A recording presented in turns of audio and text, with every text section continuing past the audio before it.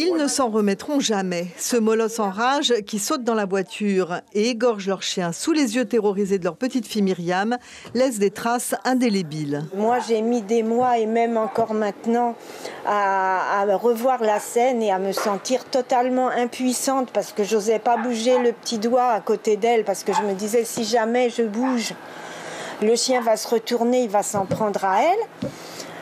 Mais c'était une vision de cauchemar. Myriam, 2 ans et demi au moment des faits, assise dans son fauteuil de bébé, assiste à une scène d'une violence terrible, en état de choc elle aussi, comme sa grand-mère. Aujourd'hui, on va dire qu'elle va bien. Sur le coup, elle a été vraiment traumatisée. Elle est restée pendant plus d'1 semaine dans un état de sidération où elle parlait pas. Le propriétaire du pitbull, alors que son chien est euthanasié, profère des menaces à l'encontre du vétérinaire et s'en prend même au véhicule des victimes. 16 mois après les faits, l'écope de sursis et d'amende, ce verdict sera-t-il suffisant pour éviter la récidive? Il faut qu'ils prennent conscience de la gravité du problème. Et bon, du sursis, c'est une chose. Mais là, dans ce genre de truc-là, avec tout ce qu'il a derrière, et le pédigré qu'il y a derrière, il aurait déjà au moins avoir eu du ferme. Ce jour d'août 2017, les 2 bouis s'étaient garés juste à côté de la clinique vétérinaire de Tamanou, ce qui a sans doute sauvé la petite fille.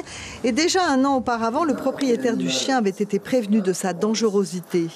Cet animal était dangereux, effectivement, parce qu'il est imprévisible, comme peuvent l'être beaucoup d'autres animaux.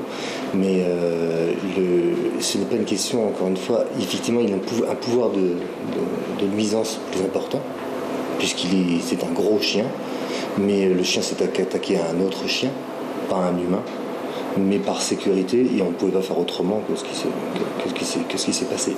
Acheté trop jeune, éduqué trop durement, utilisé pour la reproduction, la garde ou l'attaque, bien des chiens en Polynésie deviennent incontrôlables et dangereux, mais le vétérinaire se refuse à pointer du doigt les pitbulls.